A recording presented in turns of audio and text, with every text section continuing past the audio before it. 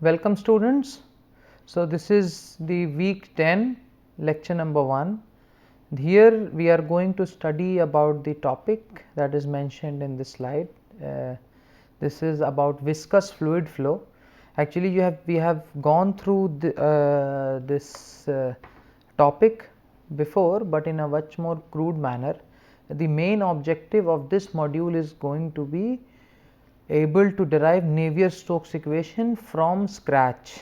So, how to start from the beginning and derive the Navier-Stokes equation, and we are expecting to dedicate around depends, but at least 3 to 4 lectures in this module. And a difference from the regular classes to this one is going to be that I will be teaching it by hand. We will take the help of slides as little as possible, because Navier-Stokes equation is something that needs to be done by hand, and in the derivation using the slide it has been found out is not helpful that much for this particular thing. So, we will go very slow in this, and we will complete this module in, let us say, 3 to 4. So, okay, so now I will minimize this and use this board now. So, this is, the topic is viscous fluid flow. So, I will be speaking to, because I think my writing might not be that much helpful to you. So, so to start with this one, some general points.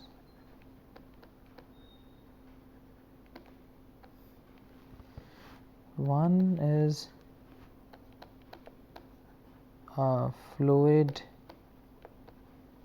is a substance that deforms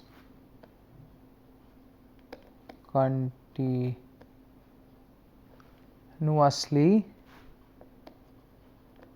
under the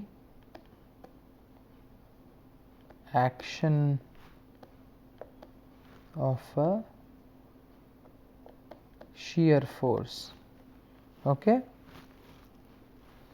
this means it cannot resist shear. All right.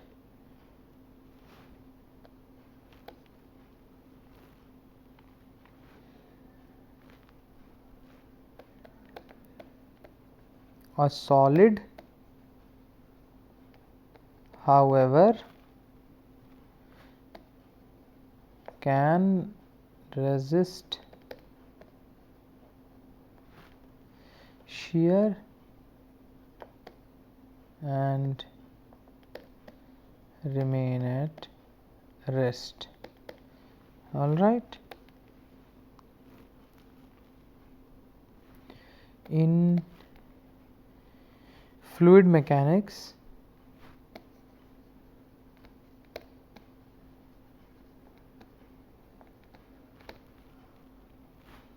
a matter is classified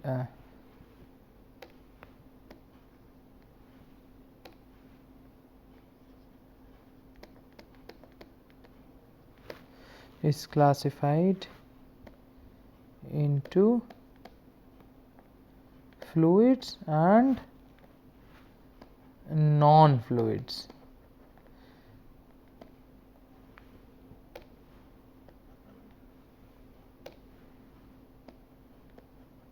So, in thermodynamics, the normal definition is classification in solids, liquids and gases, but in fluid mechanics it is fluids which consist of gases and liquids, and non-fluids. Non-fluids are mostly the solids. Okay. So, another basic revision is properties of fluid. So first is kinematic property, that is velocity, acceleration, vorticity, rate of strain, angular velocity, etc. So there are many other properties like this kinematic. Transport properties, are viscosity, thermal conductivity,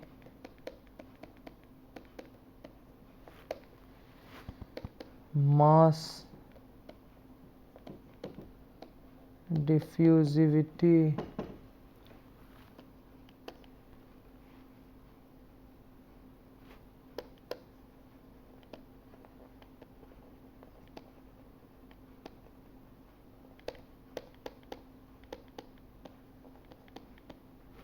thermodynamic properties like density,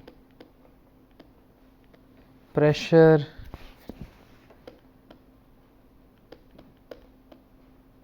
temperature, entropy,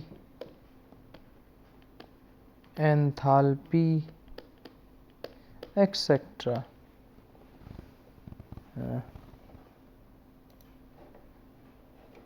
So we will go to another page, and there are some other miscellaneous properties. Miscellaneous properties includes surface tension. It's important to know these properties, at least know what those are. Vapor pressure. See, whatever properties I have just mentioned, if you know what those are, your knowledge of fluid mechanics is complete. Okay.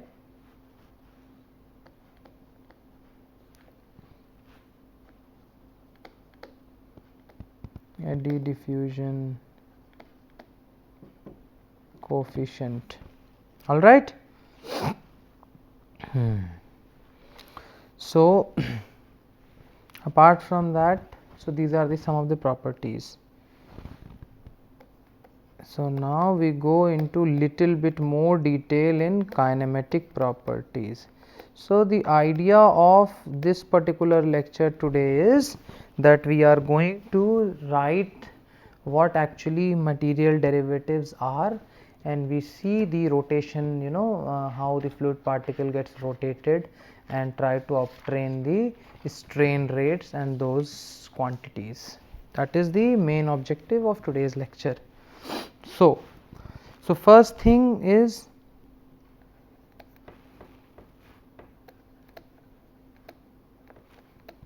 substantial derivative / material derivative. So we are just going to mention what that is. Okay. So if we say let q, x, y, z, comma t is any fluid property,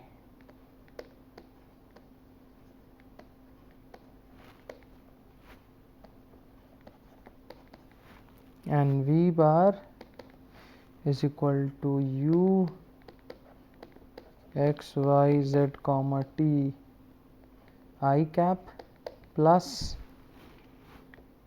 v, x, y, z, t j cap plus w, x, y, z, t k cap denote the velocity field. So if we assume Q is any property, any fluid property, and V given as U I cap plus V j cap W k cap denotes the velocity field, then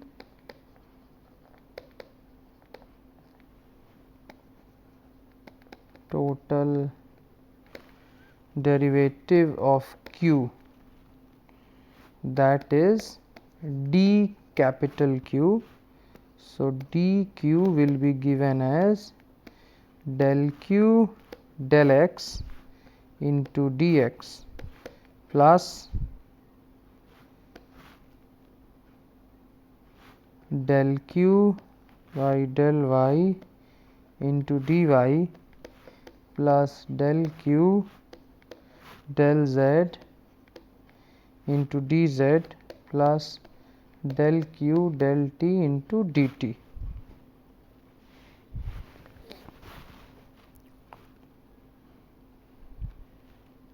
Okay. Hence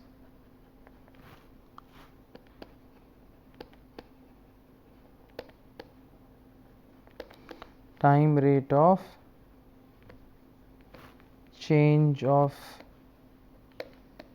the property Q is given by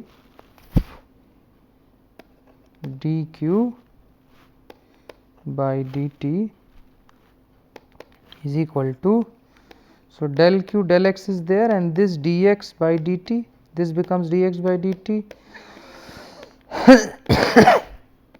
into dy by dt plus del q by del z into dz by dt plus del q del t into dt by dt.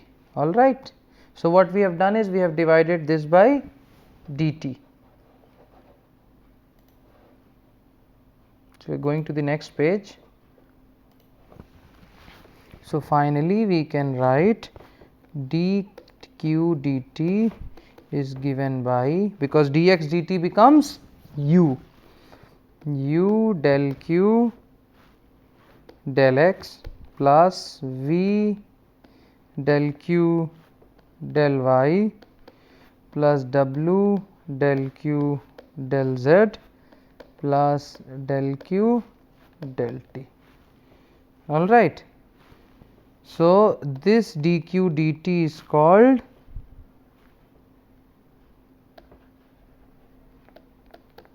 substantial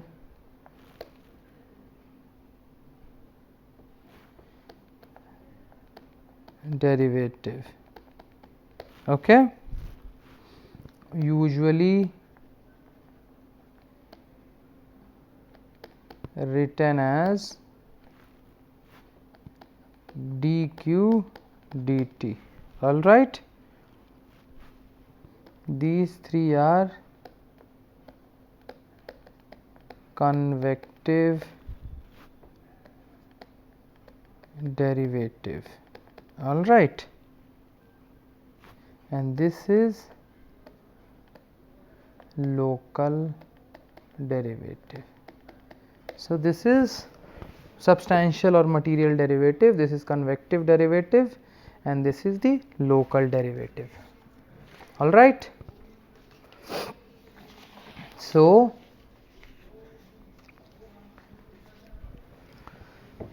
starting with a new, so if there is a fluid element,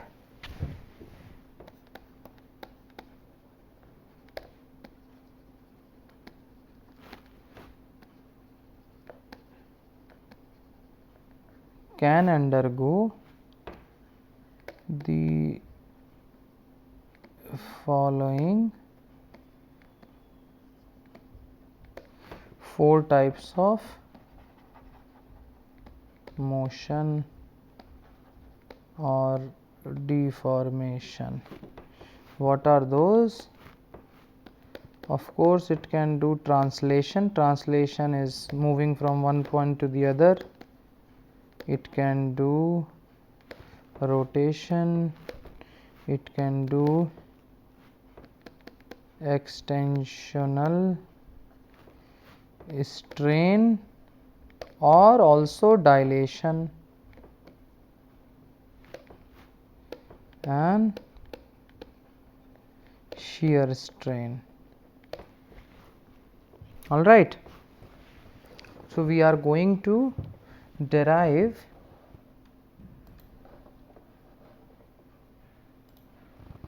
something which, so we are going to derive the strain rates. So, one thing I would like to take your attention to is this figure. Okay. So, we consider a fluid element ABCD. So, we consider this element A, B, C, D, okay, and that moves in an xy plane. The position of this element at times t, this is position at time t, and its position at time t plus dt is shown like this. Okay. So, now with reference to the above figure, we can observe the following transformations. I mean of transformation or deformation in the fluid element within the time interval of t plus dt. See, we can see that B has translated from B to B dash. Okay. We can also see that this diagonal BD has rotated anti-clockwise to B dash D dash. You see that? And we can also see the dilation or the extensional strain of the element. Because of rotation, you know, these elements, some of these will dilate and some of them will elongate. Okay. So, now using this figure, we are going to write down. So, we will keep this handy, okay, and start deriving. Okay. So, we can see from the figure that I showed you, we can say tan d alpha is equal to del v del x into dx dt divided by dx plus del u del x dx dt. Okay. So, let me go back to this figure and try to explain you some of these components here. You see, so this was length dx, right. When it goes there, you know, if we consider in time dt and with the velocity u, so this entire length will become dx plus, so change of velocity in x direction if it is del u del x, correct. If it is del u del x, then the total change, this length is going to be del u del x into dx into, you know, dt. All right. So, this is the total distance that this is going to be there. All right. And the translation that this will have, this one is going to be only, see, this was at origin, I mean this was at 0 before, correct. So, it will be del v del y. Okay. So, it would have also, it has traversed over a length x, so dx into dt. All right. Similarly, from here to here, you see dy, it was all, so it was already at y. So, this length is dy plus the rate of change of v in y direction. So, del v del y into dy dt. All right. Similarly, this will be only del u del y into dy dt. I hope you have understood. So, there are angles d alpha and d beta which we are going to calculate. So, the translation, because it is u dt, you see this translation from this point to this point in time dt is considered to be u dt, all right, and this one it has a velocity u in this direction, and this one, this fluid particle has a velocity v in this direction. So, this has translated to all right, u dt and v dt if it was 0 0 here. So, this is done using geometry only. Okay. So, a fluid particle having velocity u and v respectively in x and y direction translates, they rotate also, you know, because of the shear. So, this particular figure we are going to see, we are going to derive some important results about it. Okay. So, tan d alpha, you see, you okay, I am not going to open it all the time. So, I will show you here. So, this is d alpha here.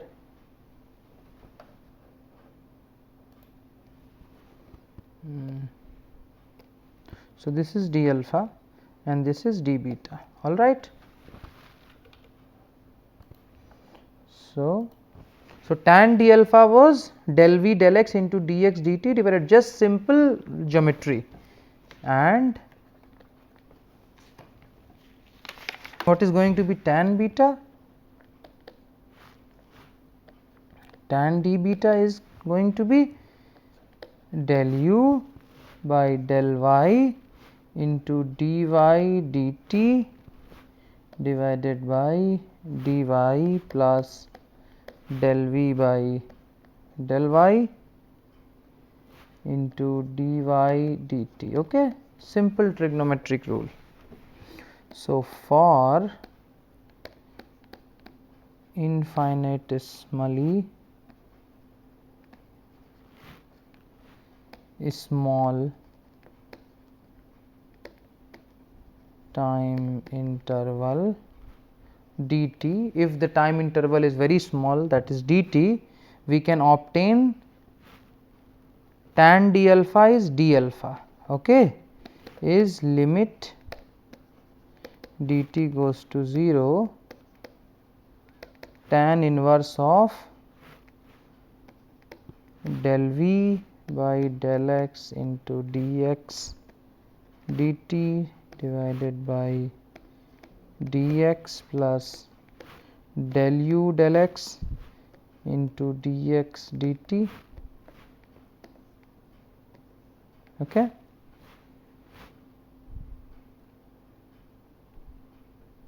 All right.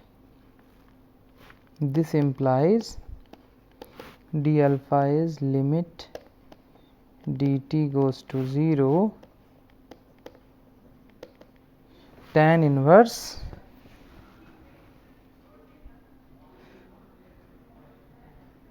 so we divide by dx, so this will be del v del x into dt divided by 1 plus del u del x dt. All right, we just cancelled dx from up and down. Okay, and in this case what is going to happen is, because dt is very small, this is going to be 1 plus this is going to be 1, and it will be del v by del x, because this will be approximately equal to 1 del v dt. All right.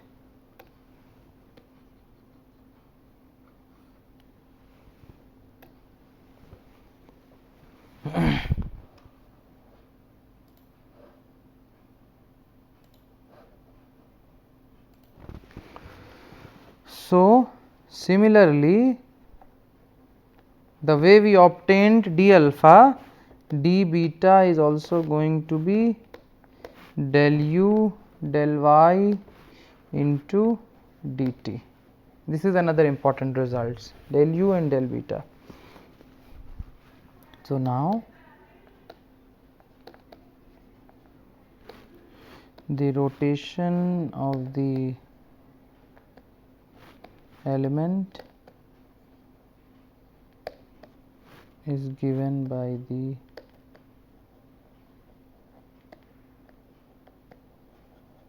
arithmetic mean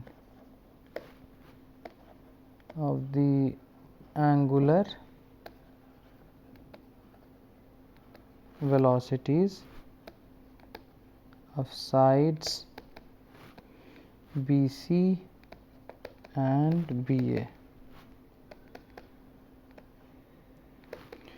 Further,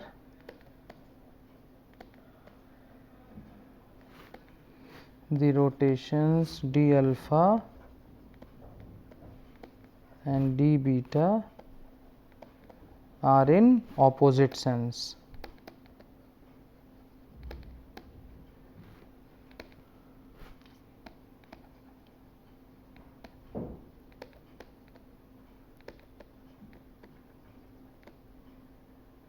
Hence, the rate of rotation in the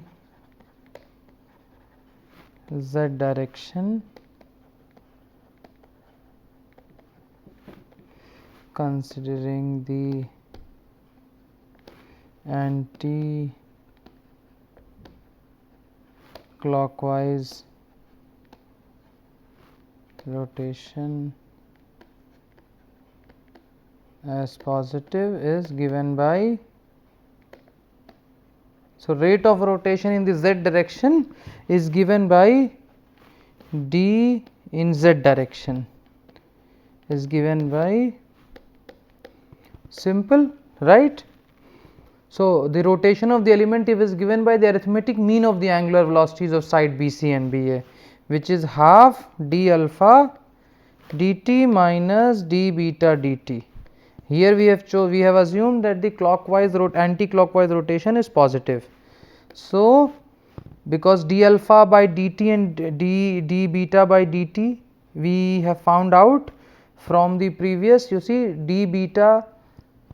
So, if you see using this one, for example, d beta by dt can be written as del u by del y, all right. So, we can simply write del alpha by del t is del v by del x, and this will be del u by del y, okay. So, similarly,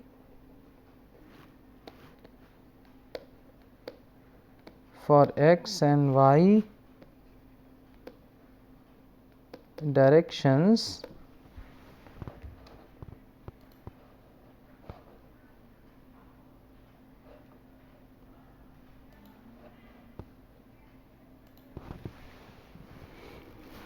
simply we write sigma x by dt is equal to half,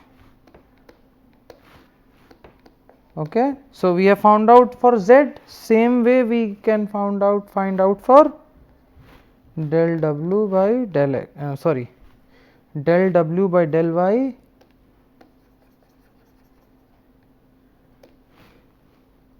minus del v by del z, and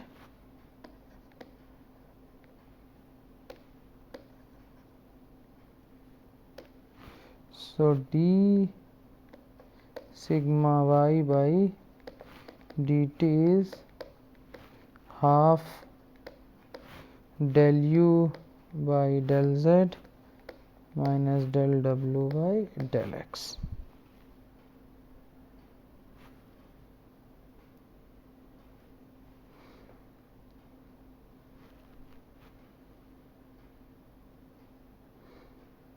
So, let us call this equation number 3, okay, and the other two equations, you know.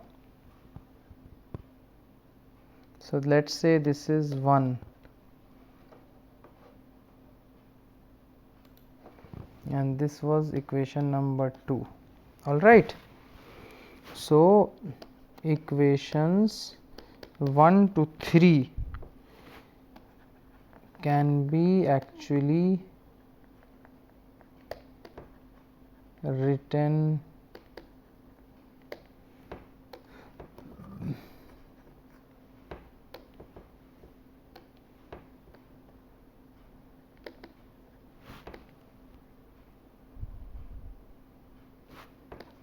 in vector form as, because there are 3 components, we can simply write is equal to half. All right. So, so I would like to close the lecture at this point, and we will resume from this particular page in our next one. Thank you so much. See you in the next lecture.